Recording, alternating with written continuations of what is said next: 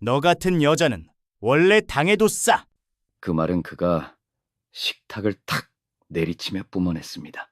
조용한 밤이었지요. 아이가 자고 있는 방 바로 옆이었습니다. 저는 그의 눈길을 피하지 않았습니다. 숨을 자리도 없었거든요. 그 순간 저는 이 남자가 단 한순간도 저를 사랑한 적 없었다는 걸 깨달았습니다. 그는 이미 한 여자를 죽였고 지금은 또 다른 여자를 부수고 있었습니다. 그래요.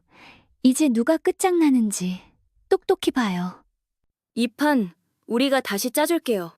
아주 천천히, 제대로. 유치원 앞길에 차를 세워두고 핸드브레이크를 당기는 순간이었어요. 그 짧은 동작만으로도 오늘은 출근 시간에 기어코 늦겠구나 하는 예감이 스쳤답니다. 문득 휴대폰 알림이 떠올랐습니다.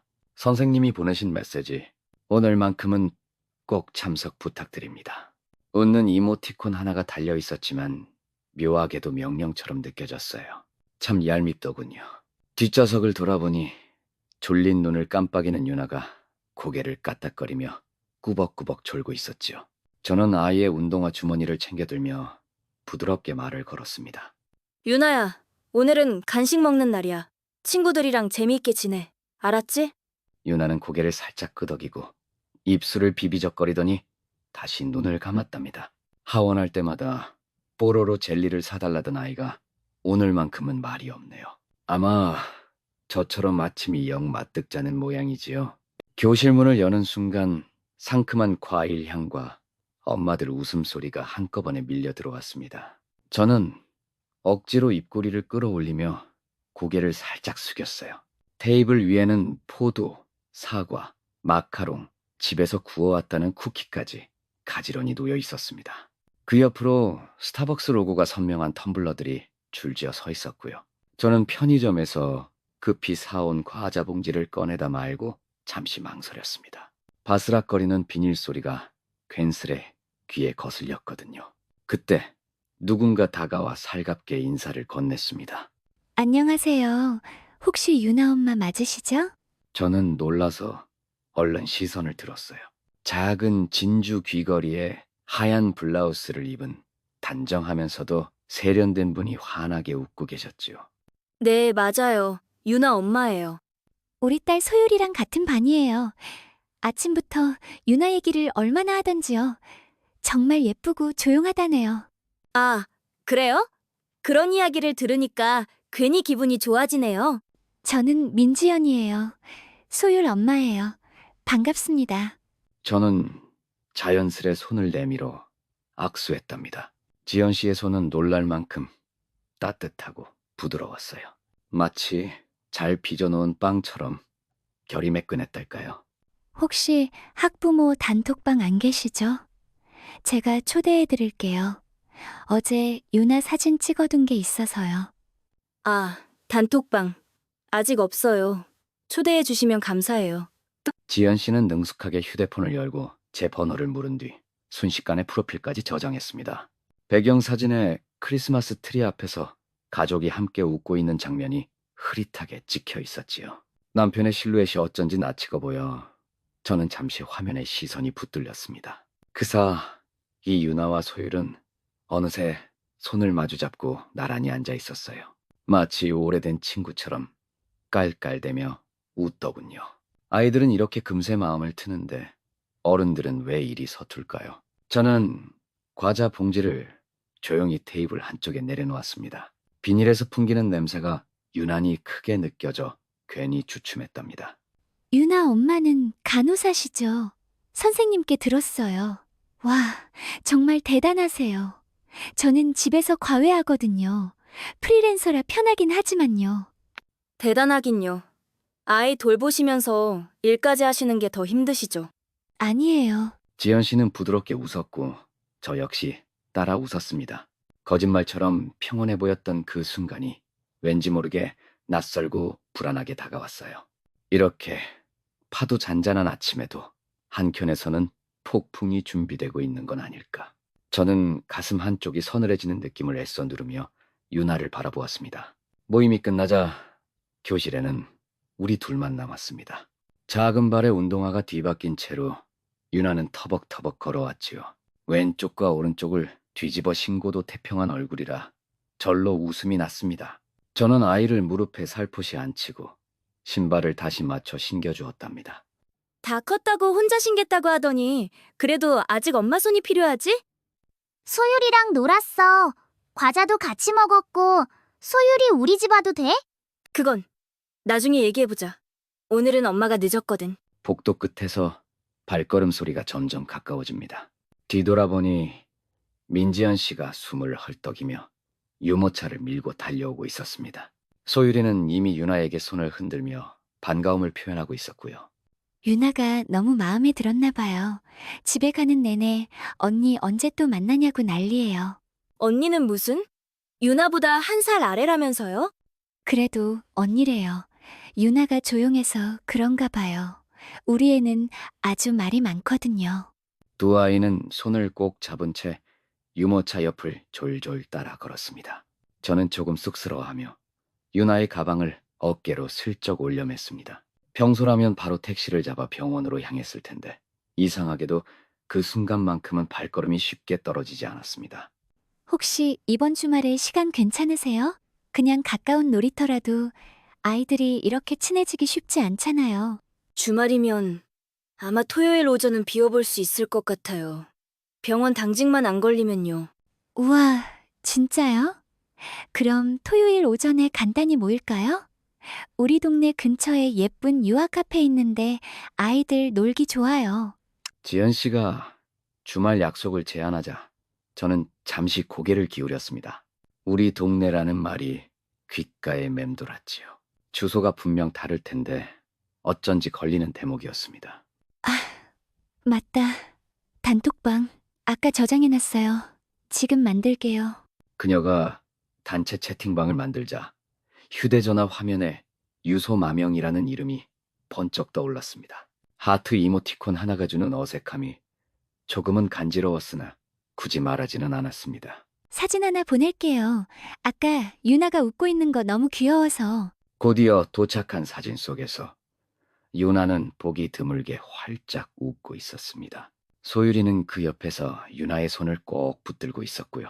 따뜻하다고 해야 할지 묘하다고 해야 할지 말맛이 잡히지 않는 감정이 가슴에 퍼졌습니다. 우리 남편도 애들이랑 잘 놀아줘서 주말에 같이 나올지도 몰라요. 유나 아빠는 혹시 같이 오세요? 아, 유나 아빠는 좀 멀리 있어요. 다른 지역에 있어서. 아, 그러시구나. 괜히 여쭤봤네요. 어쨌든 유나가 참 예뻐요. 보는 눈이 있나 봐요, 우리 소율. 소율도 예쁘더라고요. 낯가리는 줄 알았는데 금방 유나랑 친해지던데요? 지연 씨와 몇 마디 더 나눈 뒤 우리는 각자의 길로 돌아섰습니다. 헤어지는 길, 저는 유나의 작은 손을 꼭 쥐었습니다. 지연 씨는 유모차를 밀며 반대편 복도로 멀어져 갔습니다. 시선은 이유도 없이 그 뒷모습에 오래 머물렀습니다. 집에 가는 발걸음이 느려진 탓일까요? 저는 휴대전화를 열어 그녀의 프로필 사진을 다시 눌러보았습니다. 흐릿하게 찍힌 남자의 어깨와 실루엣. 그 형체가 제 기억의 문을 가볍게 두드렸습니다. 툭 하는 소리라도 들린 듯 심장이 살짝 요동쳤습니다. 토요일 아침입니다. 카페 문을 열자마자 예상보다 훨씬 많은 아이들과 엄마들이 눈에 들어왔습니다. 아이들은 바닥에 깔린 쿠션 위에서 미끄럼틀을 타며 목청껏 웃어댔고 엄마들은 진동배를 하나씩 들고 서둘러 커피를 받아갔죠. 지연은 이미 와 있었습니다. 언제 봐도 단정했죠. 한치 흐트러짐 없는 머리와 화장, 그리고 아이가 혹시 흘려도 걱정 없을 듯한 밝은색 블라우스를 입고 있었습니다. 저는 그 옆자리에 살짝 몸을 붙여 앉았습니다. 유나는 소율을 보자마자 벌떡 일어나 인형 주방 쪽으로 내달렸습니다. 그 뒤로 1시간 동안 아이들이 어디에 있는지는 묻지 않아도 알 수 있었지요. 소율이 있는 곳엔 늘 유나가 있었고 유나가 웃는 자리엔 언제나 소율이 따라붙어 있었습니다. 아이들끼리 저렇게 잘 맞는 거 쉽지 않아요. 유나 진짜 매력있네요. 오히려 조용한 성격이니까 소율이 같은 애랑 잘 맞는 것 같아요. 지연은 커피를 한 모금 마시며 고개를 끄덕였습니다. 아, 남편도 같이 오고 싶어 했는데 갑자기 일이 잡혔대요. 요즘 바쁘다네요. 주말까지. 아쉽네요. 애들이랑도 같이 놀아주신다고 했잖아요. 맞아요.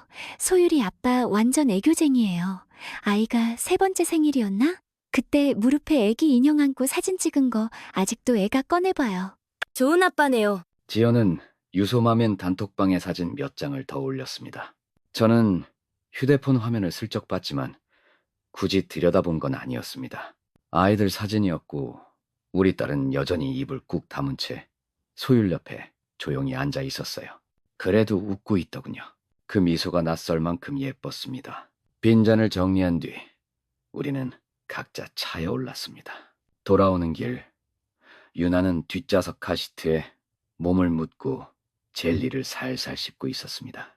창밖만 바라보던 아이가 느닷없이 말을 꺼냈습니다. 엄마, 응? 소율이 아빠, 우리 아빠랑 똑같이 생겼어. 저는 급히 브레이크를 밟을 뻔했습니다. 차 안이 너무 조용해서였는지 그 말이 너무 갑작스러워서였는지 모르겠습니다. 머릿속이 하얘졌습니다. 뭐라고 했어? 그냥 소율이 아빠, 우리 아빠처럼 생겼어. 목소리도 좀 비슷했어. 멀리서 봤어? 그게 기억이 날까? 나 아빠 얼굴 알아. 사진 봤으니까. 아빠도 유치원 데려다 줬었잖아. 말문이 막혔습니다. 3살 무렵 도현은 집에 거의 없었습니다. 유치원에 데려다 준 적은 없었을 텐데요. 그런데도 아이는 아빠를 기억한다고 했습니다. 닮은 사람이겠지. 세상에 닮은 사람 많잖아. 그럼 진짜 우리 아빠일 수도 있어? 아니, 그럴 리 없어. 유나는 고개를 끄덕이더니 창 쪽으로 몸을 돌렸습니다. 저는 등줄기를 타고 내려오는 서늘한 기운을 느꼈습니다. 억지로 웃어보았지만 운전대에 얹힌 손끝이 차가워졌습니다. 닮았다는 말. 그건 단순한 우연으로 흘려보낼 수 있는 이야기가 아니었습니다. 아이들이 기억하는 얼굴은 때로는 소름 끼치게 정확하니까요. 끝났다고 믿었던 이야기, 죽었다고까지 여겼던 그 사람. 그가 다른 여자의 남편으로 살아가고 있는 건 아닐까요? 불을 끈 방 안에서 유나를 재운 뒤에도 한참 누워 있었습니다. 아이는 금세 잠들었지만 제 눈만은 뜨거웠지요. 감은 눈꺼풀 너머로까지 그 말이 자꾸만 맴돌았습니다. 소율이 아빠, 우리 아빠랑 똑같이 생겼어. 어쩌면 아이의 착각일지도 모른다고 애써 넘겨보려 했습니다. 아이들은 얼굴보다 분위기나 말투, 그림자 같은 걸로 사람을 기억하니까요. 그럼에도 불구하고 가슴 어딘가가 묘하게 걸렸습니다. 제가 가장 불안했던 건 제 머릿속에서 그 사람의 얼굴이 자꾸 선명해진다는 사실이었습니다. 지금 이 순간조차 말이에요. 결국 저는 몸을 일으켰습니다. 살금살금 휴대폰을 집어들고 거실로 나와 불도 켜지 않은 채 어두운 소파에 앉았습니다. 유소맘인 단톡방을 무심코 스크롤하기 시작했죠. 오늘 지연이 올린 사진은 모두 6장이었습니다. 소율이가 미끄럼틀에서 환하게 웃는 모습, 유나가 인형을 꼭 껴안은 모습, 두 아이가 손을 잡고 있는 모습, 그리고 배경이 흔들려 흐릿하게 찍힌 단체 사진 한 장. 제 손가락이 그곳에서 멈췄습니다. 사진을 눌러 크게 보았어요. 아이들이 앉아있는 뒤쪽 창가 근처 테이블 앞에 앉은 남자 하나가 실루엣만 남은 채 보였죠. 검은 모자, 셔츠에 가지런한 바지, 한쪽 팔을 테이블 위에 걸친 자세. 고개를 숙이고 있어 얼굴은 가려졌지만 그 어깨 라인, 그 등. 저는 숨이 턱 막혀 화면을 꾹 눌렀습니다. 아니야. 그냥 닮았을 뿐이야. 입 밖으로 내뱉으며 스스로를 달래보았지만 그 말이 제게조차 어색했습니다. 다시 사진을 확대했습니다. 남자의 손목에 달린 팔찌. 저건, 미쳤나. 그건 결혼기념일을 이틀 앞두고 제가 인터넷에서 헐값에 산 남성용 가죽 팔찌였습니다. 그 사람은 원래 장신구를 싫어했지만 그 팔찌만큼은 이상하리만치 늘 착용하고 다녔죠. 그때는 그 모습이 괜히 고마워. 그래도 나한테 애정이 있구나 하고 스스로를 다독였더랬습니다. 하지만 그 팔찌는 3년 전 사고가 있던 날에도 그의 손목에 있었습니다. 휴대폰을 내려놓자 손바닥에는 땀이 차올랐고 심장은 도무지 속도를 늦추지 않았습니다. 괜찮다. 그냥 닮은 사람일 거다. 그만하자. 몇 번이고 중얼거려 봤지만 그건 착각이 아니었습니다. 어깨, 손목, 팔찌, 앉은 모습 모두가 도연이었어요. 죽은 줄로만 알았던 제 남편. 3년 전 장례식장에 사진 한 장 남긴 채 사라졌던 그 사람. 그가 살아있습니다.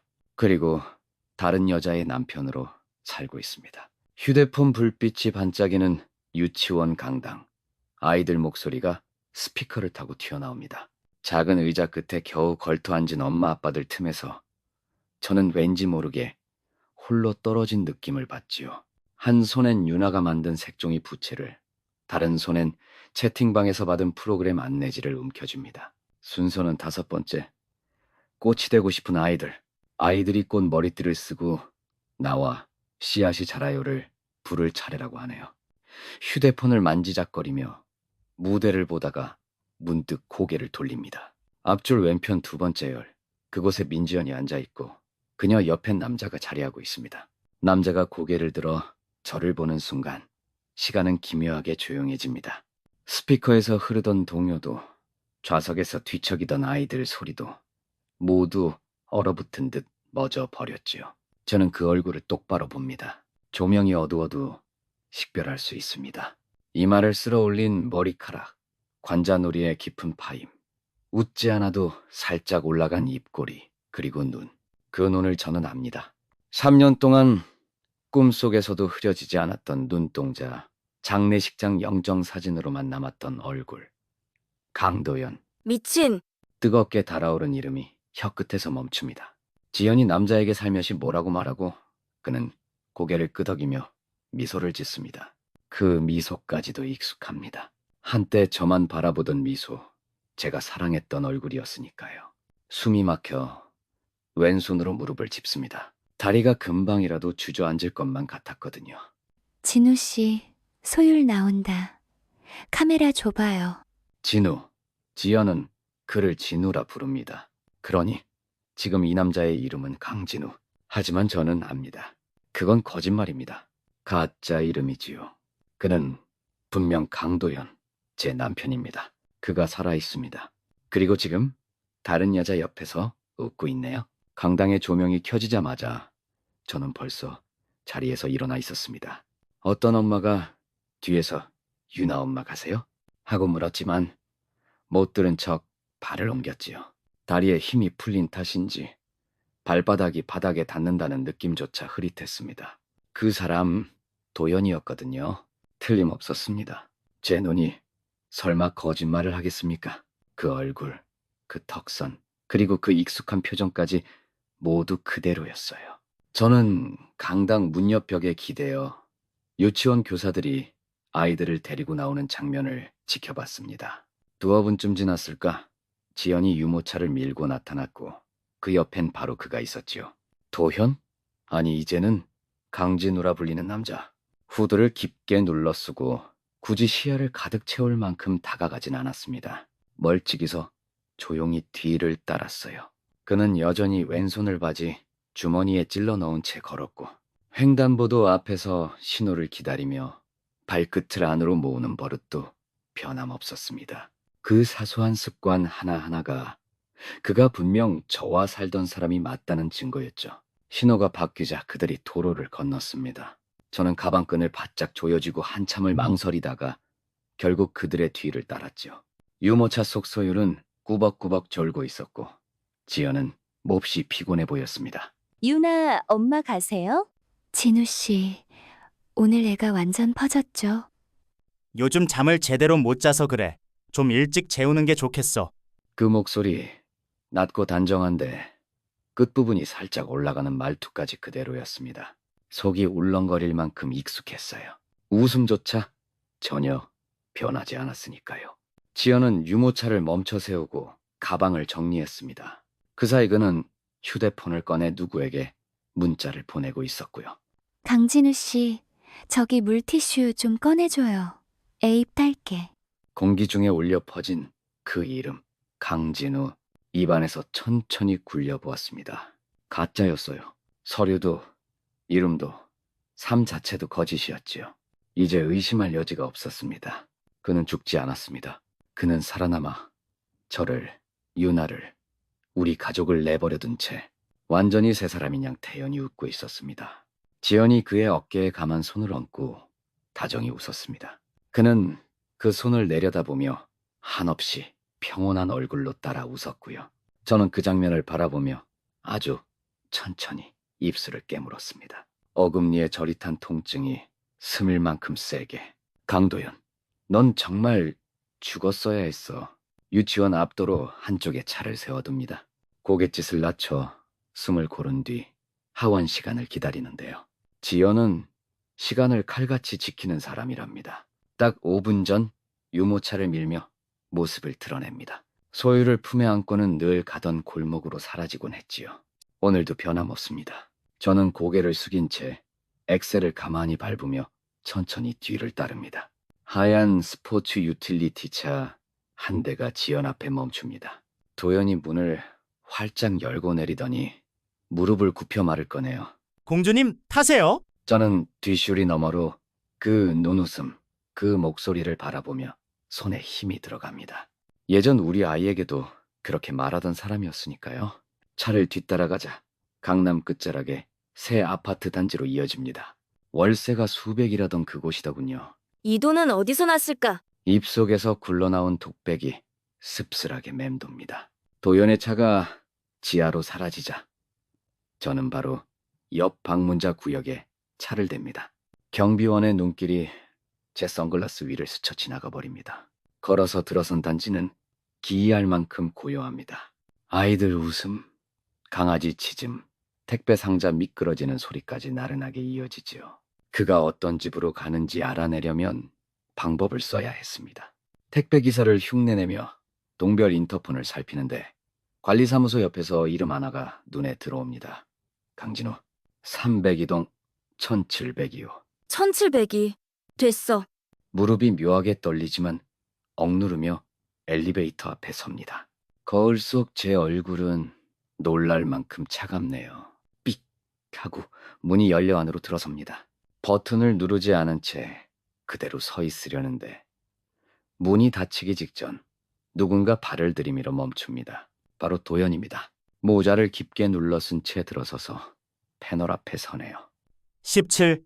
그가 17층 버튼을 누르고 뒤로 물러섰습니다. 손등의 점, 귀 옆 자그마한 점, 여전히 찬 팔찌까지도 그대로군요. 사이거리 겨우 30몇 센티. 그는 눈치채지 못합니다. 엘리베이터는 묵직하게 올라갑니다. 층수가 하나씩 켜질 때마다 심장이 요동치네요. 17층. 도연은 내립니다. 저는 사람 없는 걸 확인하고 20층까지 올라갔다가 비상계단으로 조용히 17층으로 걸어 내려갑니다. 복도 끝 어둑한 곳에서 그가 비밀번호를 누르는 모습이 보입니다.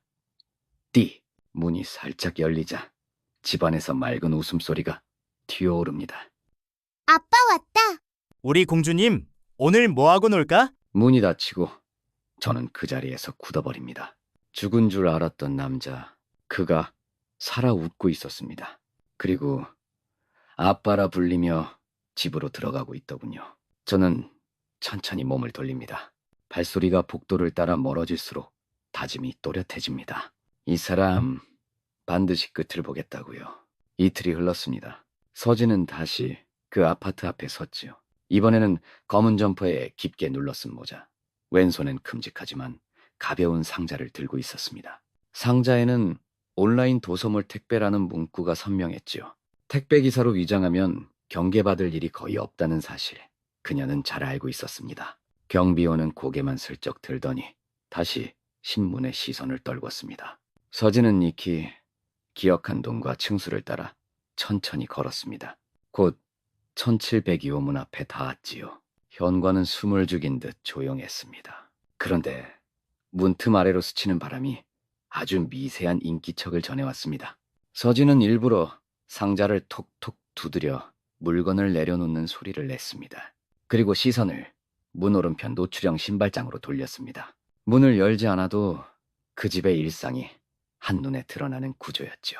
안쪽에는 가지런한 운동화 한 줄, 소율의 분홍 젤리 샌들, 지연의 낮은 굽 구두가 나란히 놓여 있었습니다. 그리고 그 옆에 남성용 구두 한 켤레가 시선을 붙들었지요. 오른쪽 구두 속에는 반으로 접은 신문지가 깔끔히 꽂혀 있었습니다. 그 습관, 서진이 예전에 직접 가르쳐 준 것이었죠. 구두 앞코가 살짝 헤어 있었고 키 큰 남자가 끄는 걸음걸이가 자연스레 떠올랐습니다. 그 순간 서진의 가슴이 철렁 내려앉았습니다. 그 사람은 분명 세상에서 사라졌어야 했습니다. 아니, 살아있다 한들 죽은 듯 지내야 마땅했지요. 하지만 그의 구두는 정돈된 신발장 속에서 누군가의 남편, 누군가의 아빠 자리를 굳건히 지키고 있었습니다. 저거 바로 그때였습니다. 닫힌 문 너머로 두 사람의 목소리가 겹쳐 들려왔습니다. 진우 씨, 그거 좀 꺼내줘요. 소율이 감기약 넣는 주사기. 어디에 있어? 욕실 서랍에? 아니, 두 번째 칸. 핑크색 주머니 안에 있어요. 오케이, 찾았어. 간호사 선생님도 아니고 이젠 내가 약사야? 요즘은 유가가 다 멀티야. 그래도 나 혼자보다 100배 낫다. 그럼 내가 1000배 낫게 해줄까? 됐거든요. 문 안에서는 가벼운 웃음이 꼬리에 꼬리를 물었습니다. 문 하나를 사이에 두고 그 집안은 따뜻했고 다정했고 정말 가족 같았습니다. 그리고 서진은 문 밖에서 발끝만 얼린 채 서 있었죠. 지워진 글씨 같은 존재가 된 기분이었습니다. 서진은 조용히 몸을 일으켜 상자를 다시 들었습니다. 복도 끝을 향해 느리게 걸었지요. 바로 그때 안쪽에서 아이의 작은 목소리가 울려 나왔습니다. 아빠, 오늘도 유나랑 놀면 안 돼? 응. 유나 말고 아빠 딸은 너 하나야. 알겠지? 서진의 발이 그 자리에 굳었습니다. 뒤를 돌아봤지만 현관문은 꼼짝도 하지 않았습니다. 그러나 그 문 안에 세 사람은 세상에서 가장 평범한 가족이었지요.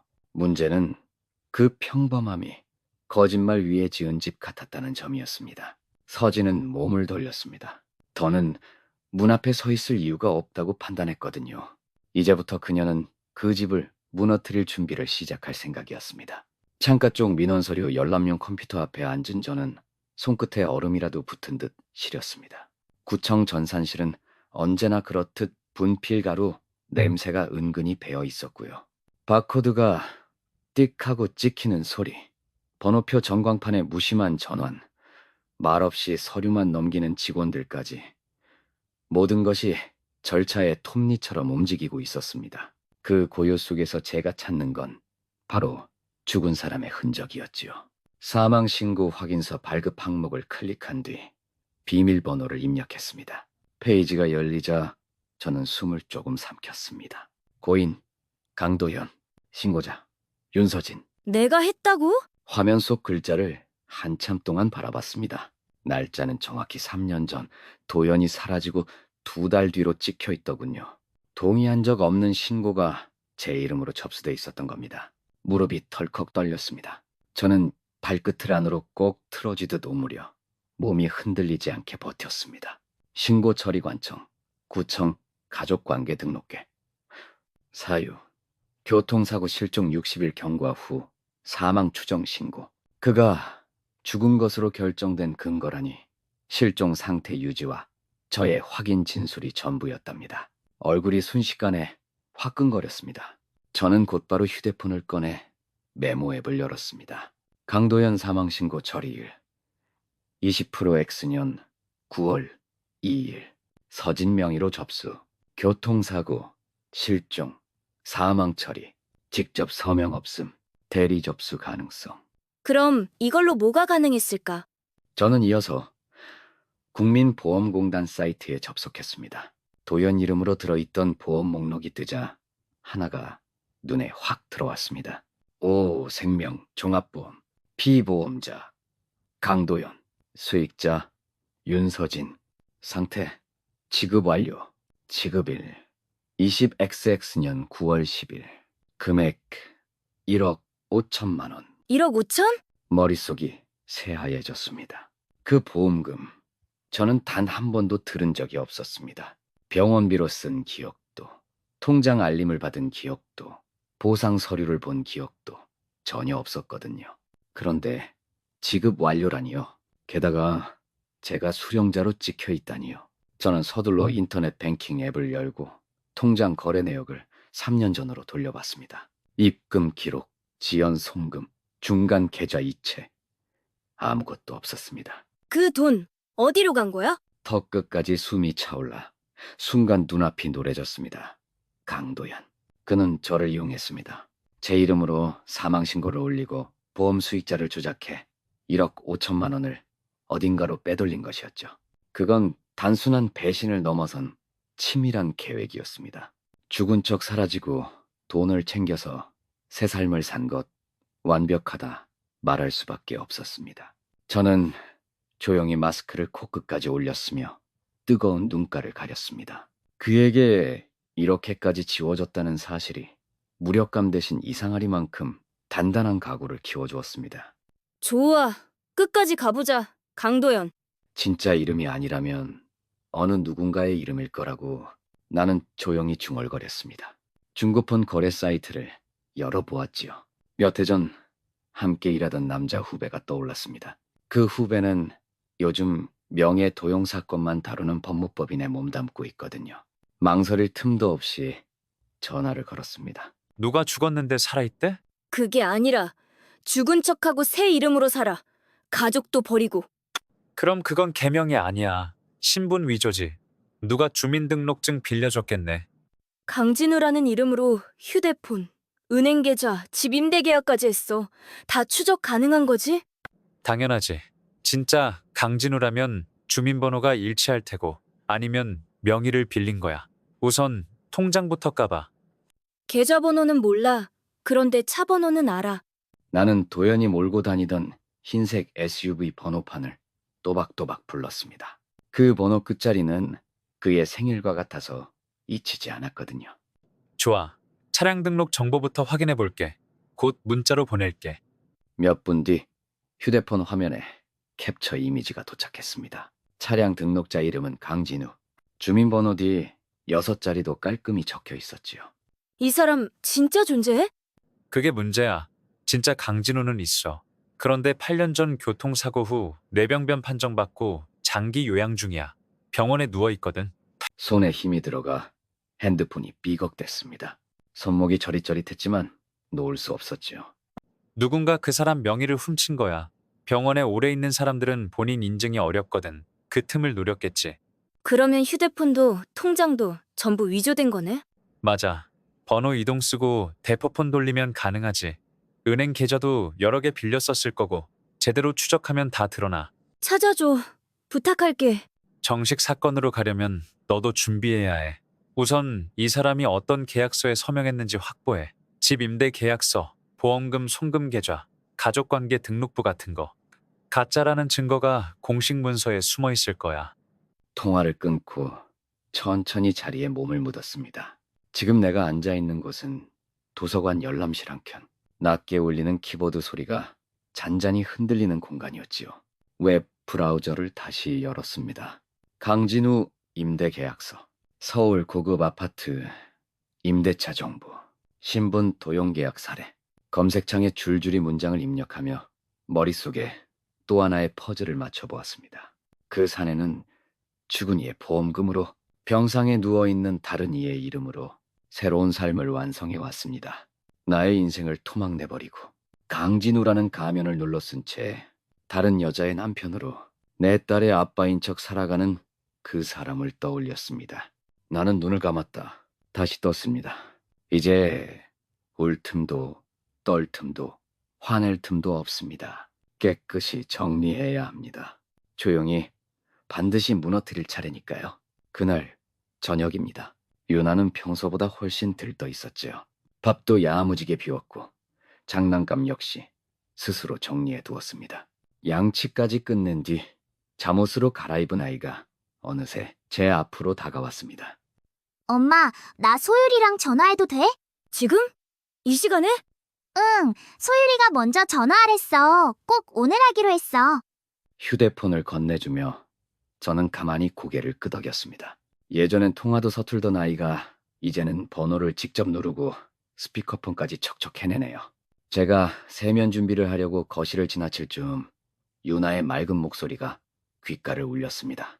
소율아, 너 내일 놀이터 올 거야? 응. 근데 우리 아빠가 같이 가면 안 되냐고 했어. 왜냐면. 왜?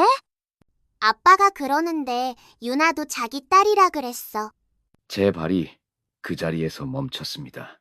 손에 들고 있던 수건이 바닥에 툭 떨어졌습니다. 그게 무슨 말이야? 그냥 아빠가 말했어. 너 언니가 둘이나 있어서 좋겠다 이랬어. 둘? 나 말고 또 누구? 모르겠어. 아빠가 옛날에 안았던 언니도 예뻤대. 그 언니는 아기였을 때래.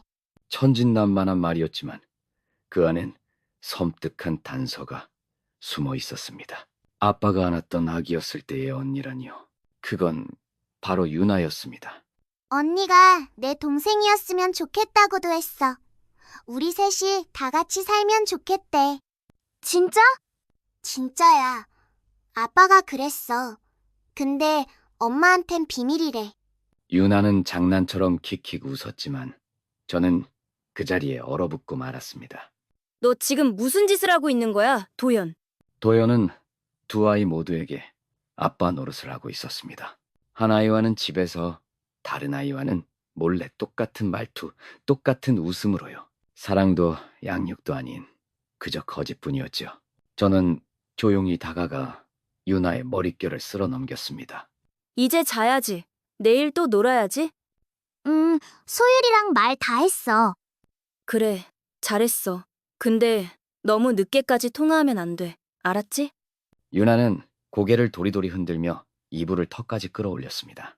휴대폰을 끄고 거실로 나오자 커튼 사이로 깊은 밤 공기가 스며들어 있었습니다. 주방에서 물을 한 모금 마시며 저는 생각했습니다.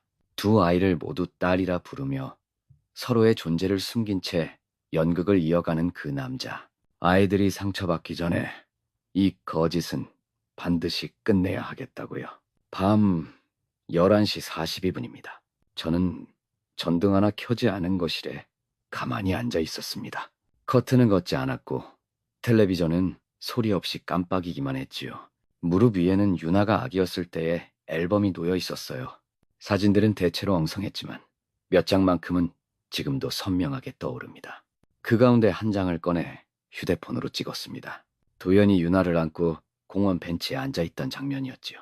유나는 돌을 막 지나 있었고 도연은 낯설 만큼 온화한 얼굴을 하고 있었습니다. 그날도 내가 사진 찍자고 먼저 말했지. 그의 미소는 어색했으며 아기를 품은 팔동작도 익숙하지 않았습니다. 그러나 돌이켜보면 그 순간조차 연기였다고 느껴집니다. 가족인 척 꾸며낸 완벽한 모조였던 셈이지요. 저는 지연의 사회관계망 서비스를 열었습니다. 며칠 전 단체 대화방에 올렸던 사진이 하나 눈에 띄었습니다. 우리 가족 봄나들이라는 짧은 글 아래 소유를 아는 도연의 모습이 담겨 있었어요. 잠시 숨이 멎는 듯 했습니다. 공원 벤치 배경만 다를 뿐 구도가 똑같았거든요. 도연의 팔 위치, 아이를 감싼 손 방향, 그리고 카메라를 보지 않고 아이만 내려다보는 시선까지. 두 장의 사진을 나란히 펼쳐놓았습니다. 왼쪽은 유나를 아는 도연, 새 해전.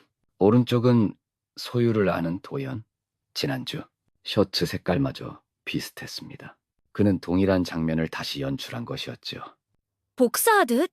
가슴이 서서히 조여왔습니다.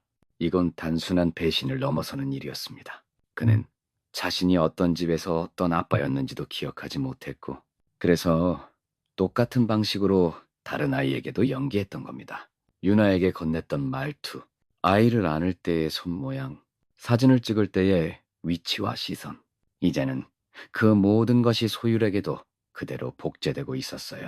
저는 한 장의 사진을 지문이 묻도록 눌러보았습니다. 모조품이야. 이 남자는 진짜였던 적이 없었어. 아이를 사랑하는 척, 남편인 척, 성실한 가장인 척, 모든 순간이 복사본이었습니다. 그는 같은 대사, 같은 표정, 같은 장면으로 두 개의 가짜 가정을 만들어냈습니다. 그 사실이 등골이 서늘할 만큼 무서웠어요. 그런데 동시에 마음 깊은 곳에서 처음으로 두려움이 아닌 확신이 피어올랐습니다. 이건 감정이 아니라 증거입니다. 저는 2장의 사진을 휴대폰 앨범에 나란히 저장했습니다. 그리고 파일 이름을 이렇게 바꿨습니다. 진짜와 가짜 잠체이 PG. 이제 누가 진짜 가족이었는지, 누가 가짜 아빠였는지, 그리고 누가 끝을 맺을 자격이 있는지 제가 증명할 차례입니다. 동네 골목 안쪽입니다. 새로 문을 연 카페는 겉보기엔 작지만 문턱을 넘자마자 진한 원두향이 머리를 맑게 해주더군요. 창밖 테라스에서는 사람들이 따스한 햇살을 받으며 조용히 노트북을 두드리고 있었습니다. 지연은 약속 시각보다 3분 빨리 도착했습니다. 화이트 셔츠에 크림색 바지, 얇은 금빛 귀걸이가 햇빛을 받아 반짝였지요. 저는 일부러 천천히 걸어 들어가 늦은 척 자리에 앉았습니다. 기다렸어요? 아니요, 저도 방금 왔어요. 요즘 카페마다 사람이 많아서 미리 자리부터 잡으려고요. 잘하셨네요. 우리가 주문한 커피가 나올 동안 지연은 다리를 자연스럽게 꼬고 제 얼굴을 바라봤습니다. 갑자기 커피 마시자고 하셔서 살짝 놀랐어요. 유나 엄마가 먼저 연락 주신 건 처음이잖아요. 그쵸. 요즘 생각이 많다 보니 엄마들끼리 수다로 풀고 싶더라고요. 맞아요. 저도 그래요. 커피가 테이블에 놓였습니다. 저는 종이컵을 천천히 돌리며 잠깐 침묵을 늘려보았습니다. 유나가 요즘 자꾸 아빠 얘기를 하더라고요. 그럴 나이인가 봐요. 소율이도 아빠만 찾거든요. 뭐든 아빠가 해줄 거라고 하고요. 근데 애가 이상한 말을 했어요. 어떤 거요? 아빠가 죽지 않았을 수도 있대요. 멀리 살 뿐이라서 곧 돌아온다고요. 지연의 눈동자가 아주 잠깐 흔들렸다가 이내 미소로 덮였습니다. 그럴 수 있죠. 아이들은 상상력이 풍부하니까요. 그렇죠. 그런데 느낌이 묘했어요. 눈빛이 정말 알고 있다는 듯 했거든요. 지연은 커피잔을 들었다가 조용히 내려놓았습니다. 저는 고개를 약간 숙인 채 낮은 목소리로 물었습니다. 사망 신고를 했는데 돌아오는 사람이 있다는 얘기 들어본 적 있으세요? 드라마에선 봤죠. 보험금 때문에 실종인 척하는 이야기요. 드라마만 그럴까요? 지연은 대답하지 않았습니다. 카페 안공기가 살짝 식는 듯 했지요. 지연 씨 남편도 보험 들어두셨어요? 요즘은 필수라서요. 잘 몰라요. 진우 씨가 다 알아서 하거든요. 결혼하고 나서부터요? 아니면 그 전부터? 처음부터였을 거예요. 제 쪽 가족도 그런 걸 민감해 하거든요. 지연 씨 남편 어떤 분이에요? 착하고 무던한 사람이에요. 표현은 적지만 아이한텐 정말 헌신적이죠. 그런 분들 비밀도 곧잘 숨기죠. 조용히 아무렇지 않게. 지연의 미소에 살짝 긴장이 배었습니다. 저는 숨을 고르고 말을 이었습니다. 저 요즘 이상한 꿈을 자주 꿔요. 남편이 돌아오는데 다른 여자의 남편이 되어 있는 꿈이요. 어머, 근데 그 꿈속에선 아무도 놀라지 않아요. 오히려 제가 이상한 사람 취급을 받아요. 웃기죠. 현실이랑 뒤섞여서 깨고 나면 멍해져요. 그럴 것 같아요. 지연 씨, 남편에 대해 정말 다 알고 있다고 생각하세요? 지연은 말없이 시선을 내려두었습니다. 커피가 식어가고 우리 사이엔 다시 고요가 내려앉았지요. 아무것도 아니에요. 그냥 요즘 세상 일을 믿기 어렵더라고요. 저는 천천히 일어나 가방을 들었습니다. 유나 엄마, 네? 그 꿈 또 꾸시면 제게 말씀해 주세요. 뭔가 느낌이 이상하니까요. 저는 짧게 미소 지었습니다. 지연의 목소리엔 억누른 의심이 실려 있었고 그 씨앗이 조용히 우리 사이에 내려앉았습니다. 놀이터 한복판에서 아이들 웃음이 파도치듯 번집니다. 모래놀이 틀 앞 유나와 소율이 나란히 앉아 인형에게 모래밥을 떠먹이며 깔깔대네요. 햇살이 부서질 때마다 흙 묻은 작은 손이 반짝이고 맑은 웃음이 공중으로 솟구칩니다. 저는 벤치 끝에 살짝 몸을 기울여 옆자리에 앉은 지연 씨를 곁눈질했지요. 그녀는 손을 흔들며 소율에게 환하게 미소 짓지만 눈두덩 아래가 살짝 퀭합니다. 어제 나눈 말이 마음에 걸린 듯 미세한 그림자가 비치더군요. 벤치 등받이에 등을 기대어 숨을 고릅니다. 멀리서 그네 체인이 삐걱, 금속성이 낮게 울리고 바람에 모래 냄새가 스쳐갑니다. 시간이 느긋하게 흐르는 듯 하면서도 속으로는 알 수 없는 긴장이 실처럼 팽팽해지는 순간이지요. 소율이 오늘은 유나 말 더 잘 듣네요. 원래 모래는 유나 언니한테만 허락해요. 저한텐 잘 안 줘요. 소율이 아빠가 그런 말 했나 봐요. 언니한테 양보하라고요. 아, 맞아요. 진우 씨가 뭐든 잘하라고, 착하라고. 요즘은 오히려 제가 걱정돼요. 왜요? 아이한테 좋은 아빠로만 남으려고 너무 애쓰는 게 보여요. 가끔은 진짜 마음에서 우러난 건가 싶기도 하고. 그런 사람일수록 숨기는 게 있을 때가 있죠. 그게 무슨 뜻이에요? 그냥요. 제가 겪은 이야기예요. 제 남편은 조용하고 헌신적인 사람이었거든요. 그런데 어느 날 갑자기 사라졌죠. 그런 일 있었어요? 네, 결혼한 지 넷째였어요. 처음엔 사업 실패인가 했는데 알고 보니 전혀 다른 이름으로 살고 있더라고요. 그럼 범죄 아닌가요? 맞죠. 그런데 누가 그걸 증명하겠어요. 새로운 가족이 있는 사람은 과거가 드러나는 걸 제일 두려워하니까요. 지연 씨는 남편 과거 많이 아세요? 저는 진우 씨랑 소개팅으로 만났어요. 그때 서로 불안정해서 자세한 얘긴 안 했죠. 편하게 시작하자고 했거든요. 그럼 예전 직장은요? 친구들은? 거의 몰라요. 집안 얘기도 잘 안 하고 그냥 고향이 지방이라는 정도? 남편 주민등록 초본 한번 떼어보셨어요? 네? 아니요. 그런 건 왜요? 요즘 신분도용 사건 많잖아요. 결혼 전엔 초본이랑 가족관계 등록부 꼭 확인하라고들 하더라고요. 사람은 다 숨기는 게 있죠. 그런데 어떤 사람은 그 숨긴 게 전부일 수도 있어요. 바람이 잠시 숨을 고르는 듯 고요해집니다. 지연 씨 눈동자가 멀어지는 시선을 띠고 어쩐지 마음속 문 하나를 두드리는 듯 했어요. 모래틀에서 유나가 소율 손을 꼭 잡습니다. 아이들의 웃음 뒤로 불안이 살금살금 길을 찾고 있었지요. 지연이 예상보다 한참 먼저 카페 문을 열고 들어왔습니다. 잔잔한 종소리가 울리자 저는 창가 구석에서 손을 살짝 흔들어 보였죠. 테이블 위엔 얇은 서류 폴더 하나와 김이 피어오르는 아메리카노 2잔. 그게 전부였습니다. 왠지 모를 긴장감이 공기 사이로 스며드는 듯했어요. 지연의 시선이 제 얼굴에 닿자마자 그녀는 미미하게 눈썹을 찡그렸습니다. 평소와 다른 표정과 말투가 마음을 불편하게 했나 봅니다. 유나 엄마. 지연 씨, 와줘서 고마워요. 그녀는 아직 앉지도 않았는데 자꾸만 주위를 살폈습니다. 마치 보이지 않는 균열을 찾아 헤매는 사람처럼요. 무슨 일인지 오늘 목소리가 다르던데요. 네, 오늘은 엄마 얘기가 아니라 남편 이야기를 하려고요. 말이 끝나자 지연의 손끝이 작게 떨렸습니다. 저는 말을 아끼고 서류 폴더를 살포시 그녀 앞으로 밀어두었지요. 이 안에 든 건 지연 씨 남편에 관한 기록이에요. 지금 강진으로 살고 있는 그 사람, 사실 이름이 숨이 가슴께서 걸려 한 박자 늦게 넘어갔습니다. 강도연이에요. 제 전 남편이고 새해 전에 사망 처리까지 끝낸 사람입니다. 뭐라고요?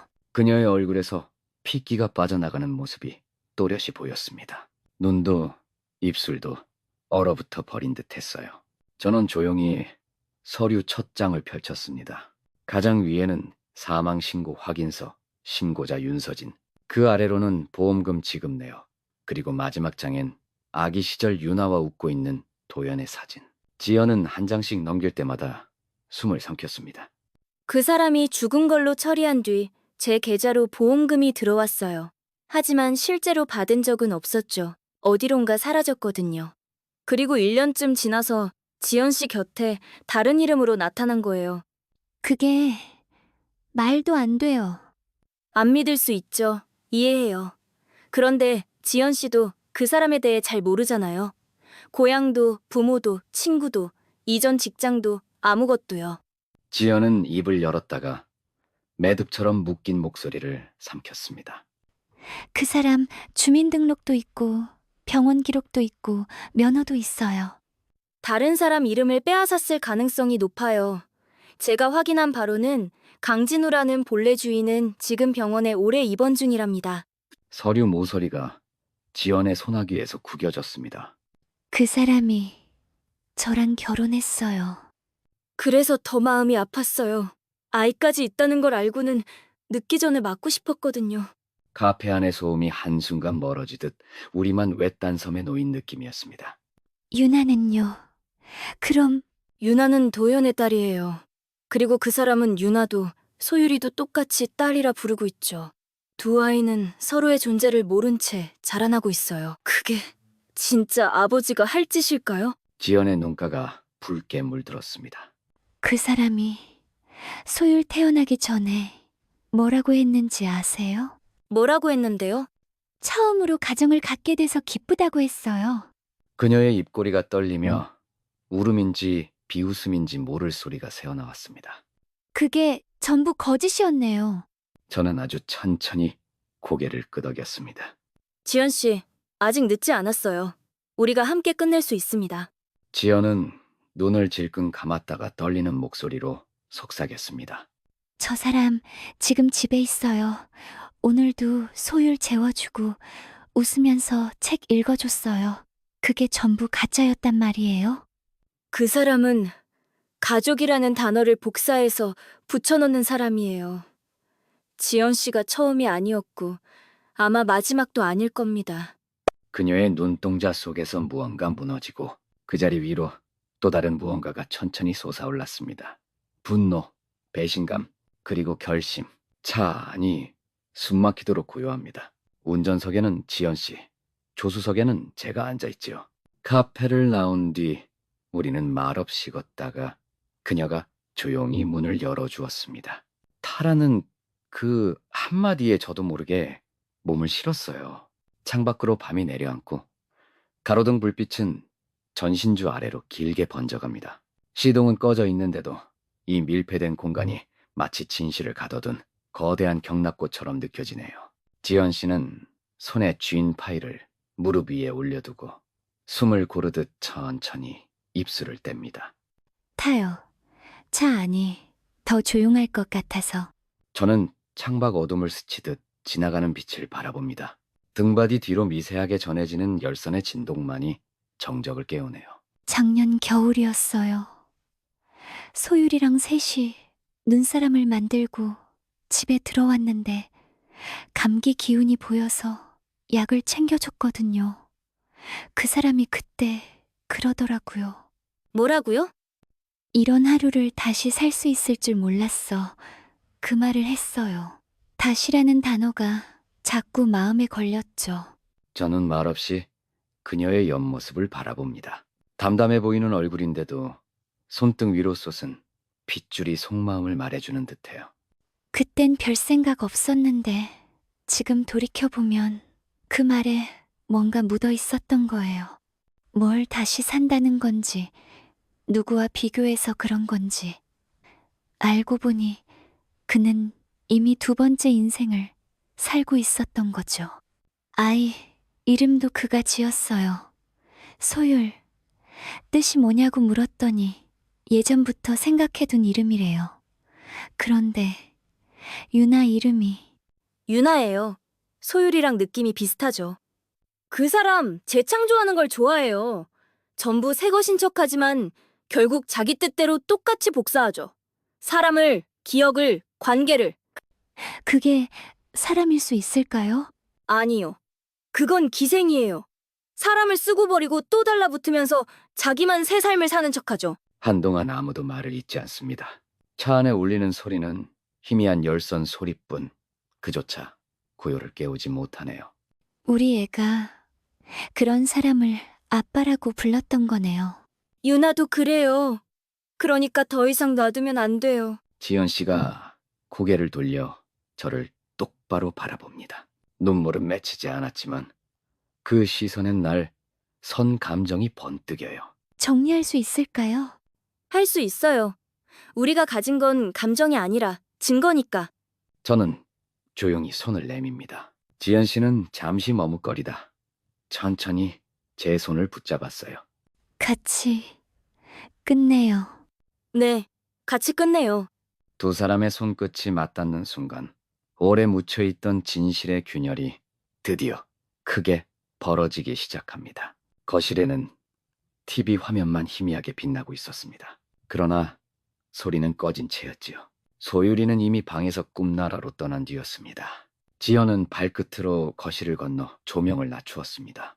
부드러운 노란불이 천천히 번지더니 공기가 더 조용해지는 듯했어요. 도현은 소파에 몸을 기대고 노트북을 열어 메일함을 뒤적이고 있었습니다. 푸른 화면 불빛이 그의 얼굴을 어슴풀에 비추고 있었죠. 잠시 뒤 지연이 허브 향이 올라오는 머그컵 2개를 들고 다가왔습니다. 따뜻한 거 마실래요? 오, 좋아. 뭐야 이건? 카모마일. 잠 안 올 것 같아서. 요즘 일 많아? 그냥 생각이 많아서. 짧은 정적이 내려앉았습니다. 지연은 무심히 다리를 꼬고 TV 화면을 바라보았습니다. 검은 화면 위 자막만이 흘러가고 있었지요.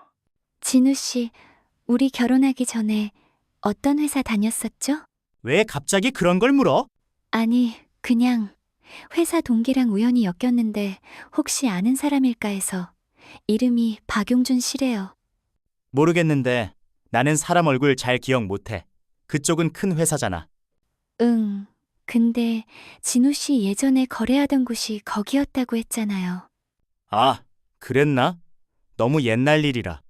그럼 그 전에 일했던 곳 이름은 기억나요? 도연은 노트북을 덮었습니다. 철컥하는 소리와 함께 공기가 달라졌지요. 그는 고개를 옆으로 돌려 지연을 빤히 바라보았습니다. 무슨 얘기를 하고 싶은 거야? 그냥 궁금했어요. 어느 날 갑자기 나타나서 결혼까지 한 사람인데 사실 내가 당신에 대해 아는 게 너무 없더라고요. 지연아, 갑자기 왜 그래? 무슨 일 있었어? 초본 좀 보여줄 수 있어요? 그 한마디에 도연의 눈동자가 미세하게 흔들렸습니다. 초본? 당신 주민등록 초본. 이사 다닌 것도 정리할 겸 서류 정리하려고요. 그건 예전 거라 지금은 없을 텐데. 인터넷으로 떼면 돼요. 3분도 안 걸려요. 도연은 머그컵을 탁자 위에 놓았습니다. 잔이 살짝 흔들리며 맑은 소리를 냈습니다. 지금 뭐 하는 거야? 나 의심하는 거야? 그냥 확인하고 싶어서 그래요. 요즘은 다 그런 거 확인하고 결혼하잖아요. 결혼은 벌써 했잖아. 이제 와서 무슨 초본이야? 그럼 뭐가 문제예요? 떳떳하면 보여줄 수 있는 거잖아요. 그 질문을 왜 하는데? 거실 공기가 서늘하게 가라앉았습니다. 지연은 천천히 고개를 들어 그를 바라보았습니다. 왜 화를 내요? 그게 화로 보여? 그럼 뭐예요? 지금 나 어디서 왔는지 한번 물어봤을 뿐인데. 도연은 입술을 다물고 손가락으로 이마를 눌렀습니다. 잠시 숨을 고르더니 낮은 목소리로 내뱉었어요. 나도 나름 까닭이 있었어. 지연이한테 다 말 못한 게 있었을 수도 있어. 그게 지금 그렇게 큰일이야? 그건 당신이 판단할 게 아니죠. 말을 안 했는지 숨긴 건지는 이제부터 내가 판단할 거예요. 그 말에 도연의 어깨가 아주 작게 움츠러들었습니다. 눈길이 흔들리더니 깊은 침묵이 흘렀죠. 지연은 조용히 자리에서 일어났습니다. 초보는 내일까지 준비해줘요. 그게 당신이 말한 진심이라면. 그녀가 발걸음을 옮겨 복도로 사라지자 거실에는 TV 화면 빛만 덩그러니 남았습니다. 도연은 꺼진 화면에 비친 자신의 표정을 멍하니 바라보았습니다. 그 얼굴에는 처음으로 무너져 내리는 그림자가 드리워져 있었어요. 로펌 사무실은 숨소리마저 또렷하게 들릴 만큼 고요했습니다. 낮은 천장이 주는 답답함과 좁은 복도가 뿜어내는 긴장감이 묘하게 어우러져 법조인 특유의 냉정한 기운이 공기를 단단히 붙잡고 있었지요. 서진은 노란 봉투를 두 손으로 꼭 움켜쥔 채 회의실 테이블 앞에 앉아 있었습니다. 문틈이 살짝 흔들리더니 곧 정장을 차려입은 여성이 조심스레 들어왔습니다. 언니, 오랜만이야. 지은아. 지은은 서진의 대학 후배였고 지금은 민사 사건을 주로 다루는 변호사로 이름을 알리고 있었습니다. 짧은 인사 뒤 두 사람은 마주 앉아 본격적으로 자료를 펼쳤습니다. 이게 그 사람 사망신고 원본이에요? 그리고 이건 보험금 지급 내역. 여기에 내가 추적한 계좌 흐름까지 있어.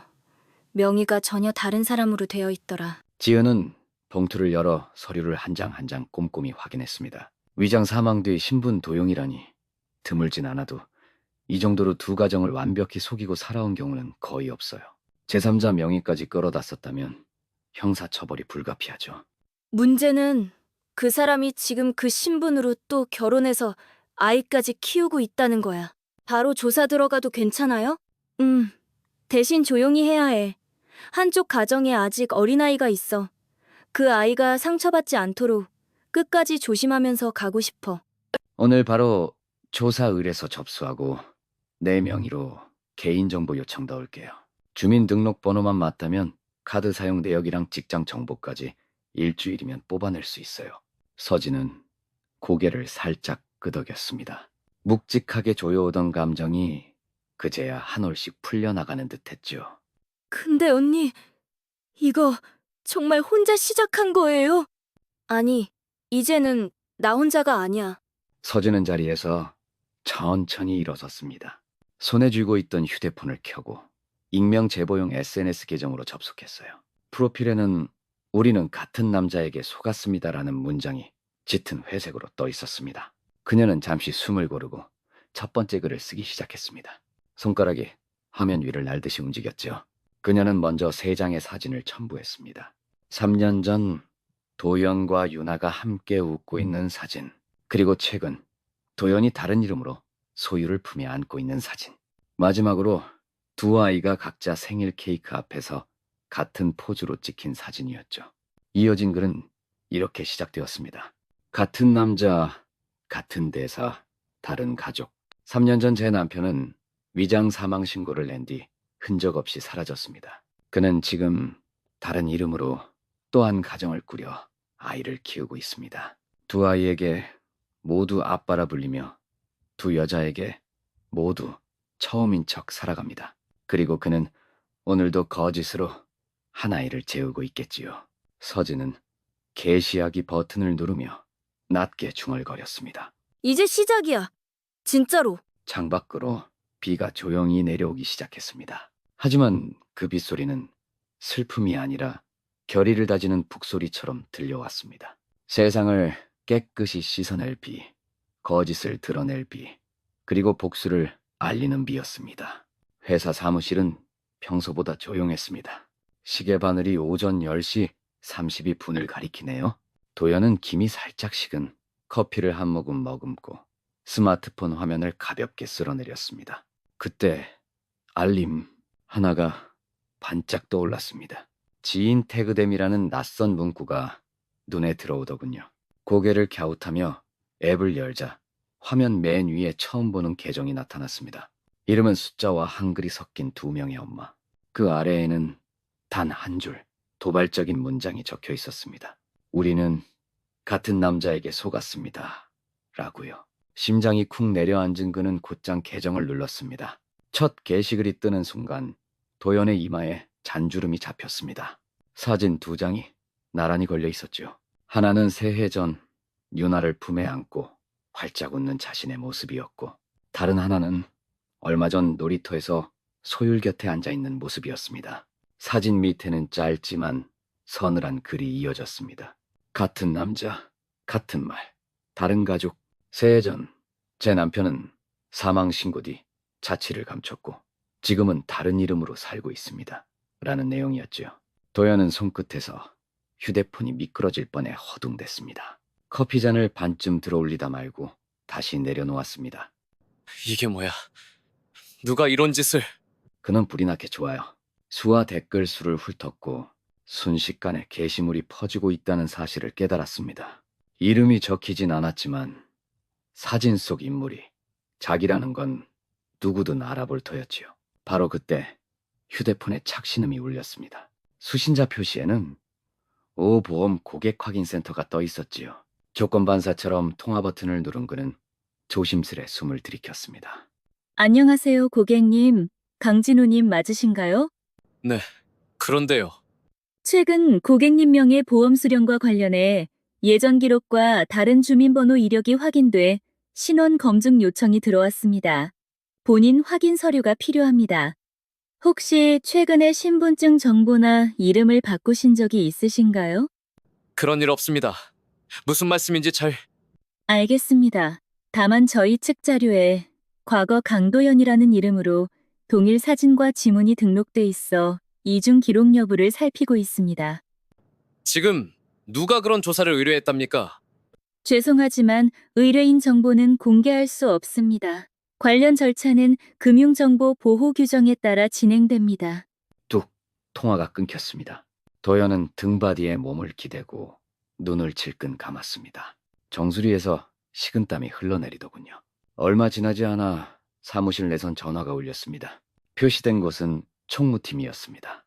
강 과장님, 외부에서 서류 요청 공문이 하나 들어왔어요. 과장님, 주민등록번호 확인이랑 예전 근무 경력 조회가 묶여 있던데요. 혹시 무슨 일 있으신가요? 외부 요청이라니 어디서 왔답니까? 로펌 명의예요. 변호사 이름도 적혀 있고요. 개인정보 문제라 바로 처리해도 될지 여쭙습니다. 잠깐만요. 나중에 다시 말씀드릴게요. 그는 수화기를 내려놓고서야 자신의 손이 미세하게 떨리고 있다는 걸 알아차렸습니다. 젠장, 누가 이걸 퍼뜨린 거야? 주먹을 불끈 쥐었지만 손 안엔 아무것도 잡히지 않았습니다. 텅 빈 공기만이 비집고 들어오는 불안처럼 차갑게 맴돌았습니다. 거실엔 숨소리조차 조심스러울 만큼 정막이 깔려 있습니다. 소파 등받이엔 도연이 막 벗어놓은 회색 코트가 힘없이 매달려 있군요. 식탁 위에는 미적지근하게 식은 된장국과 밥 한 공기가 그대로 놓여 있습니다. 지연은 그 앞에 앉아 책장을 넘기고 있지만 남편 발소리에 시선조차 주지 않네요. 나왔어. 응. 늘 반겨주던 미소가 보이지 않자 도연은 가슴께가 저릿해집니다. 그 무심한 한마디가 왠지 서늘하게 느껴지네요. 오늘 무슨 일 있었어? 별일 없었어. 그 대답이 끝나자마자 도연은 국그릇을 집어들었다가 손을 멈춥니다. 숟가락 끝이 허공에서 떨리고 있죠. 뭔데? 당신 오늘 누구한테 연락받았지? 뭐? 보험사, 총무팀, SNS. 그 말을 듣는 순간 숟가락이 그릇 가장자리에 깍 하고 부딪힙니다. 부엌 공기가 묘하게 뻣뻣해지는군요. 그걸 왜? 너 어떻게? 몰랐어요. 당신이 그렇게까지 무서울 줄은. 지연아, 지금 그게 무슨... 당신 내 앞에서 몇 년을 살았는지 알아? 아침마다 아이 책가방 싸주고 세제는 액상 말고 고체형 쓰자고 하고 그런 사람이 거짓 이름으로 날 속이고 있었단 얘기잖아. 잠깐만, 들어봐. 이건 오해야. 누가 이상한 얘기를 퍼뜨리는 거야. 나중에 다 밝혀질. 밝혀지겠지. 이제 곧다. 도연은 그제야 확실히 깨닫습니다. 지연의 눈빛이 완전히 달라졌다는 걸요. 그 여자야. 서진이지? 걔가 무슨 헛소리란 거야? 그 여자는 미친 사람이야. 너한테까지 그런 거짓말을... 그 여자는 적어도 당신한테 아이를 하나만 안겼어요. 도연은 입술을 벌렸다가 제대로 다물지 못합니다. 지연아, 그건 네가 생각하는 그런 게 아니야. 그냥 그땐 내가 너무 무너져 있었고. 그래서 다른 이름으로 살았어? 죽은 사람처럼? 우리 아이가 당신을 아빠라고 부르는 동안 다른 집 아이한테도 똑같이 아빠라고 불리면서? 도연은 벌떡 자리에서 일어섭니다. 목소리가 유리 조각처럼 날카롭게 튀네요. 됐어! 그만해! 너 지금 미친 소리 하는 거야. 너한테 다 말 안 한 건 네가 감당 못할까 봐 그런 거였어. 지연 역시 천천히 자리에서 일어납니다. 그런데도 목소리는 얼음물처럼 차분합니다. 아니, 당신은 네가 만들어 놓은 거짓말에 우리가 방해될까 봐 감췄던 거야. 도연은 식탁을 주먹으로 내리칩니다. 쿵 하는 울림과 함께 그릇들이 조금씩 흔들리네요. 바로 그때 부엌 찬장 깊숙한 곳에서 희미한 고주파 소리가 삐하고 멈춥니다. 거실 책장 뒤에 숨겨놓았던 소형 녹음기가 자동 저장을 끝낸 뒤 와이파이를 타고 서진의 편지함으로 파일을 보내고 있었습니다. 지연은 그 사실을 알고 있으면서도 눈꺼풀 한번 까딱하지 않지요. 당신 이제 어디로 도망갈 거야? 도연은 벽 쪽으로 고개를 돌려봅니다. 그러나 더는 숨을 구석도 핑계도 남아있지 않습니다.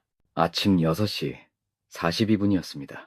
창밖 하늘은 잔뜩 흐려 있었고 가스레인지 윗찌개 냄비에서는 김이 모락모락 피어올랐지요.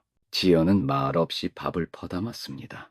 식탁 위에는 스마트폰이 화면을 밝힌 채 놓여 있었어요. 방금 올라온 제보 글이 눈에 띄었습니다. 아이 2명의 아빠를 자처한 남자, 그리고 2개의 결혼 생활. 그는 내 남편이었다. 하지만 3년 전 나는 그가 죽은 줄로만 알았다. 그가 돌아왔다. 다른 이름, 다른 여자, 다른 아이와 함께. 이중생활, 보험사기, 위장이혼, 가정파괴범. 지연은 글의 끝을 확인하고서야 아주 천천히 스마트폰을 뒤집었습니다. 투명 케이스 속에는 소율이 직접 그린 가족 그림이 끼워져 있었지요. 그 위로 이제는 거짓으로 드러난 남자의 얼굴이 해맑게 웃고 있었습니다. 띠링. 문자 도착음이 짧게 울렸습니다.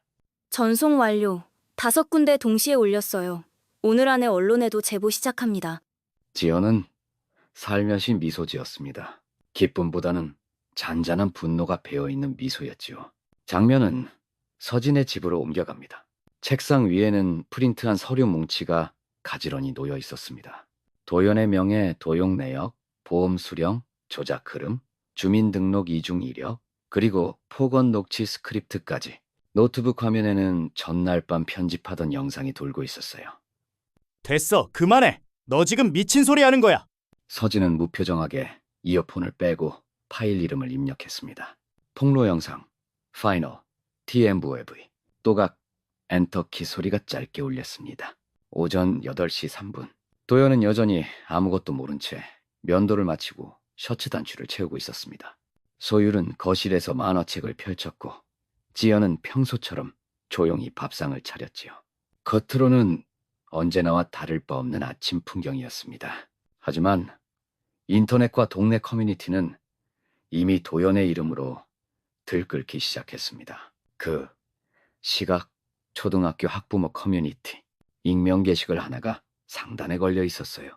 익명, 우리 반 아버지의 충격적인 이중생활 폭로합니다. 댓글이 빠르게 달렸습니다. 헉, 이거 진짜인가요? 우리 아이도 그 반인데요. 얼굴 보니 아는 분 같아요. 학부모에 알려야겠네요. 너무 충격이에요. 아이들만큼은 상처받지 않았으면 좋겠어요. 지연은 부드럽게 중얼거렸습니다. 이제 당신 이름은 당신 것이 아니야. 그녀는 국을 한 숟갈 떠서 도연의 그릇에 조심스레 부었습니다. 오늘은 꼭 따뜻하게 드세요. 하루가 길 테니까. 응? 무슨 말이야? 지연은 더 이상 대꾸하지 않았습니다. 그 순간 식탁 위 스마트폰이 진동하며 화면을 밝혔지요. 조회수는 이미 8,000을 넘었고 댓글과 공유 숫자는 눈에 띄게 올라가고 있었습니다. 이제 모두가 알기 시작했습니다. 그의 이름, 그의 과거, 그의 거짓, 그리고 끝. 오전 8시 52분이었어요. 출근길 지하철 안, 도연은 손잡이를 잡은 채 서 있었습니다. 몸이 기우뚱할 때마다 양복 주머니에서 진동이 연달아 울렸죠. 휴대폰을 꺼내보니 단체 채팅방이 순식간에 폭발하듯 열려 있었어요. 야, 진우야, 이거 너냐? 아니씨, 이거 진짜야? 아침부터 와이프가 난리야. 어디서 많이 본 얼굴이라 했더니 헐. 링크를 터치한 순간 익숙한 화면이 펼쳐졌습니다. 그 계정, 그 사진, 그 글, 이제 좋아요. 수가만 2,000을 넘어섰고 댓글은 셀 수조차 없었죠. 저 남자 애들 유치원에서 봤어요. 우리 지역 사람 맞아요. 이름 바꿨다던데요. 이런 놈이랑 같이 학부모였다고 생각하니 끔찍함. 숨이 턱 막히는 듯했어요. 가슴이 조여오는 것이 아니라 지하철 공기 자체가 자신을 짓누르는 느낌이었습니다. 띠링. 또 다른 알림이 떴어요. 강 과장님, 오전 9시 20분에 인사팀으로 오시라는 연락이 있었습니다. 그 한 줄 메시지로 회사도 모든 사실을 알아버렸다는 확신이 들었습니다. 오전 9시 23분, 사무실 복도에서 도연은 인사팀 문 앞에 멈춰 섰습니다. 문을 열자 부장과 법무팀 직원이 그를 향해 고개를 들었죠. 강진우 과장님, 일단 앉으시죠. 도연은 억지로 침을 삼키며 자리에 앉았습니다. 책상 위엔 프린트 몇 장이 정돈돼 있었어요. 이 자료 맞으십니까? 이름은 강진우지만 실제 사진과 지문 기록이 강도현이라는 인물과 일치합니다. 사내 등록 정보와 다르게 주민번호가 이중 사용된 정황이 포착됐습니다. 그게 무슨 실수나 착오가 아닐까요? 예전에 병원에서 이름을 잘못 기재한 기록도 있었고. 그 정도로는 설명되지 않습니다. 지금 회사 입장에서도 대외적으로 상당히 곤란합니다. 이미 일부 외부 제보자들이 기자에게 자료를 넘겼다네요. 뭐라고요? 회사 명예와 관련된 중대한 사안입니다. 사직 여부나 법적 대응에 앞서 정식 진술부터 부탁드리겠습니다. 손끝이 떨려 의자에서 일어나려던 도연은 다리에 힘이 풀려 그대로 주저앉았어요. 오전 10시 48분, 그는 정문 쪽으로 조용히 빠져나가려 했습니다. 엘리베이터 문이 열리자마자 찰칵, 바로 앞에서 스마트폰 플래시가 터졌죠. 기자 같기도 했지만 분노한 누군가의 남편 혹은 아내일지도 모르는 얼굴이었습니다. 누가 찍었는지는 중요하지 않았어요. 문제는 이제 모두가 알고 있다는 사실이었죠. 그 시각, 서진의 것을. 노트북 화면에는 도연의 얼굴이 캡처된 기사 링크가 떠 있었습니다. 속보, 이중생활 강압과 폭력을 사실일까? 전처 주장에 보험사 진위 조사 중. 학부모들 충격. 서진은 조용히 화면을 닫고 녹음 파일을 재생했어요. 됐어. 그만해. 너 지금 미친 소리 하는 거야. 아니요. 당신이 무너지는 소리가 들려요. 지금 이 순간. 서진은 창문을 활짝 열었습니다. 바람이라 부르기엔 미지근했지만 그 공기는 더 이상 도연의 공기가 아니었죠. 저녁 7시 16분이었습니다. 서진의 휴대폰이 요란히 울렸어요. 화면에는 발신자 없음이라는 글자만 덩그러니 떠 있었죠. 그녀는 잠시 숨을 고르다 통화 버튼을 눌렀습니다. 서진아, 나야. 내 목소리. 이젠 녹음될 거란 건 알지. 서진아, 제발 좀 들어봐. 이건 말이 안 돼. 지금 이 사단, 이건 너도 책임 있는 거잖아. 왜 이렇게까지 해야 돼? 왜? 내가 널 살려준 적이 있어서 그래? 내가 널 믿었던 적이 있어서? 지금 이러면 아이들만 상처받는 거야. 유나도, 소율이도, 내 딸도 불쌍하잖아. 내 딸 건들지 마. 넌 유나 아빠도 아니야. 그냥 내가 3년 전 장례 치른 인간일 뿐이야. 좋아. 그럼 그쪽으로 가자고. 법정에서 보자. 명예훼손, 아동학대, 사생활 침해 전부 묶어서 고소할 수 있어. 다 증거 있어. 좋아. 그럼 우리도 고소장 접수 시점부터 다시 얘기하자. 사망신고 위조, 이중혼인, 명의도용, 보험사기, 협박, 폭언, 아동방임. 이건 형사건이야. 도연아. 합의 없어. 사과도 필요 없어. 이제 너는 그냥 끝까지 가는 거야. 너 진짜 이럴 거야? 이미 다 끝났어. 이건 너한테 기회를 주는 게 아니야. 너한테 마지막으로 목소리를 남기게 해주는 거야. 그게 네 인생에서 가장 인간적인 장면이 될 테니까. 또 통화는 허무하게 끊겼습니다. 휴대폰 화면은 곧 어두워졌고 방 안엔 짧은 정적만 맴돌았어요. 같은 시각 지연의 집이었습니다. 도연은 이번엔 직접 찾아왔죠. 초인종도 누르지 않은 채 두 주먹으로 문을 두드렸습니다. 문 너머로 가라앉은 목소리가 흘러나왔어요. 왜 왔어요? 얘기하자. 둘이서. 너무 격해졌잖아, 이 상황. 격하게 만든 사람이 그 문 앞에 서 있네요. 나 다 잃게 생겼어. 일도, 명예도, 소율도. 그거 다 애초에 당신 게 아니었어요. 당신은 빌려 쓰고 있었던 거야. 거짓말로. 제발, 소율만은. 소율은 앞으로 당신을 아빠라고 부르지 않을 거예요. 문은 끝내 열리지 않았습니다.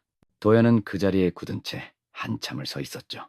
복도 어딘가에서 누군가 현관문을 여닫는 소리가 메아리같이 울렸습니다. 그는 고개를 깊숙이 숙이고 엘리베이터 쪽으로 발걸음을 옮겼어요. 엘리베이터 내부 거울에는 축 처진 어깨와 초점 잃은 눈동자가 비쳤습니다. 그 뒤편 몰래 설치된 초소형 캠코더의 붉은 불빛이 희미하게 깜빡였죠. 지연은 거실 소파에 앉아 녹화 앱을 조용히 종료했습니다. 끝까지 간다며. 그래, 그렇게 끝내줄게. 방 안의 공기는 적막했지만 그녀의 목소리는 묘하게 또렷하게 울려 퍼졌습니다. 그리고 어쩐지 모든 것이 이미 한 번 더 기록된 듯한 느낌이었죠. 일주일 뒤 도연은 경찰서 앞에 서서 깊게 숨을 들이켰습니다. 마스크로 가린 얼굴 위로 자신 없는 눈빛이 어른거렸죠. 회색 점퍼 속 셔츠는 구겨져 몸에 맞지 않는 옷처럼 어색하기만 했습니다. 카메라 기자 두 사람이 스치듯 지나갔고 그중 한 명이 휴대폰을 조용히 들이댔습니다. 번쩍 플래시가 터지자 그는 눈을 꾹 감았네요. 잠시 뒤 문을 밀고 조사실로 들어섰습니다. 형사는 책상을 정리하다가 고개를 들었습니다. 강도현 씨, 사망 신고 철회 없이 위장 이혼 후 타인명의 사용, 그리고 보험 사기까지 모두 인지하고 계십니까? 아, 아니요. 저는 철회하려고 했습니다. 상황이 정리가 안 돼서. 위장 결혼 상대 민지연 씨 진술서에 따르면 3년 전부터 남편 이름은 강진우였고 과거를 전혀 몰랐다고 하네요. 도연은 침을 삼켰습니다. 형사가 한 장씩 넘기는 서류에는 지웠다고 믿었던 이전 주소, 납세 기록, 그리고 유나의 출생 신고서까지 고스란히 들어 있었습니다. 그는 고개를 돌려 형광등을 올려다 봤죠. 차갑게 내리쬐는 빛 아래에서 그는 자신이 정말 누구였는지 마주할 수밖에 없었습니다. 같은 시간 도연이 몸담았던 회사. 부장과 팀원들은 점심 회식을 취소하고 사내 공지 메일을 읽고 있었죠. 메일에는 이렇게 적혀 있었습니다.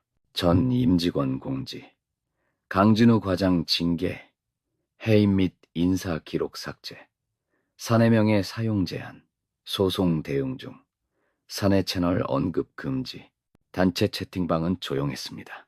누구도 그를 변호하지 않았고 더 이상 그를 사람으로 기억하지 않았습니다. 그는 지워져야 할 파일에 불과했죠. 도연의 집, 소율의 방은 깔끔히 비워졌고 벽에서 가족 사진이 사라졌습니다. 지연은 서류 가방을 챙기며 이삿짐 업체를 맞았습니다. 도연의 짐은 하나도 남지 않았네요. 딱 하나, 책상 서랍에 붙은 이름표만이 전부였습니다. 포스트잇에는 이렇게 적혀 있었습니다. 여기까지만 당신이었어요. 밤, 도연은 원룸 월세방에 홀로 앉아 있었습니다. 형광등이 깜빡이는 천장 아래 그의 손에 남은 건 스마트폰 한 대뿐이었죠. 통화 기록마다 차단되었습니다. 라는 문구가 떠 있었습니다. 지연아, 서진아, 진심은 아니었어. 나 어떻게 이렇게 된 거지? 벽에 등을 기댄 채 그는 허공을 바라봤습니다. 밖에서는 누군가 웃는 소리가 들려왔지만 그 웃음 속에 그의 자리는 없었습니다. 한편 서진은 유나를 품에 안고 있었습니다. 지연은 소유를 재우고 거실에 앉아 조용히 커피를 마셨죠. 그들의 휴대폰에 동시에 문자가 울렸습니다. 검찰 송치 완료. 추가 피해자 확인 중. 두 사람은 말없이 화면을 껐습니다. 그리고 아주 작게, 아주 조용히 서로에게 미소를 지어 보였죠. 이제 모든 것이 끝났습니다. 그는 가면을 벗었고 세상은 그를 기억하지 않기로 했습니다. 단 하나, 그의 진짜 이름만큼은 다시는 어떤 곳에도 쓰이지 않을 것입니다. 봄이었어요. 서진은 아이 손을 꼭 잡고 골목을 거닐고 있었답니다. 벚꽃 잎이 살포시 흩날리며 두 사람 어깨 위에 내려앉았죠. 엄마, 오늘은 유치원에서 가족 그림 그렸어. 그래? 누구 그렸어? 엄마랑 나랑 그리고 나중에 올 동생. 동생? 응. 내가 나중에 키울 거야. 걱정 마. 서진은 소리 내지 않고 웃었답니다. 눈물이 날 만큼 편안했어요. 벚꽃 사이로 봄빛이 부드럽게 내려왔죠. 한편 지연은 새로 이사온 작은 마당집에서 소율과 화단에 물을 주고 있었답니다. 해가 낮게 깔리며 흙냄새가 포근하게 퍼졌어요. 엄마, 아빠는 언제 다시 와? 지연은 삽을 내려놓고 아이의 눈높이에 맞춰 앉았답니다. 우리한테 필요한 아빠는 엄마가 아주 많이 고민해서 고를 거야. 그럼 나도 고를 수 있어? 그럼 우리가 고르는 사람이 진짜야. 그 사람 이름은 우리가 만들어주는 거야. 소율은 고개를 크게 끄덕이며 물뿌리개를 기울였어요. 젖은 꽃잎이 햇살을 받아 반짝였답니다. 그리고 어느 도시의 아주 낡은 관공서 창구였어요. 프린터에서 서류 한 장이 또각또각 인쇄되다가 멈췄죠. 사망신고 정정 및 주민등록 복원 확인서라는 제목이 큼직하게 박혀 있었답니다. 도장이 붉게 찍히는 소리가 작게 울렸어요. 서진은 그 종이를 조용히 접어 가방에 넣었습니다. 그리고 창밖을 잠시 바라보았죠. 누군가가 그녀를 속였던 이름, 이제는 되찾은 그녀 자신의 삶이 눈앞에 어른거렸답니다. 다시는 누구한테도 내 이름을 빼앗기지 않을 거야. 그 시각 어딘가의 법원 기록 검색 화면이 깜박였어요. 검색창엔 강도현이라는 이름이 입력되어 있었죠. 결과 없음, 기록 삭제, 인물 미존재. 그는 세상에서 지워졌답니다. 하지만 서진과 지연은 살아있어요. 매일같이 아이 이름을 부르고 자신의 이름도 다시 불러보기 시작했답니다. 복수는 끝났습니다. 이제 삶이 시작되는 거겠죠.